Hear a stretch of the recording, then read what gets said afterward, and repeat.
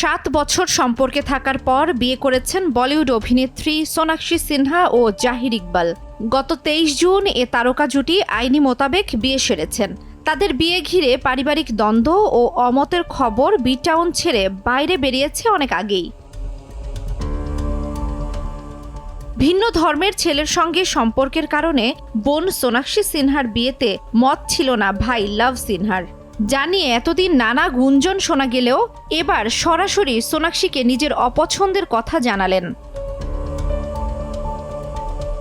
তবুও বিয়ে আটকায়নি। সোনাক্ষী তার পছন্দের মানুষের গলায় মালা দিয়েছেন। তবুও যেন বোনের প্রতি রাগ কমেনি ভাইয়ের। এবার সরাসরি সোনাক্ষীকে ঝেড়ে ফেললেন পরিবার থেকে। নগদের কাছে সব গ্রাহকই প্রিয়, তাই তো সারা দেশে ক্যাশ আউট চার্জ সবচেয়ে কম। সম্প্রতি বিয়ে করেছেন সোনাক্ষী সিনহা ও জাহির ইকবাল।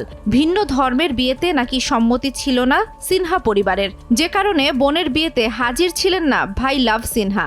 অভিনেত্রীর বিয়েতে কেন তার ভাই উপস্থিত ছিলেন না তা নিয়ে সপ্তাহখানেক ধরে চলছে জল্পনা।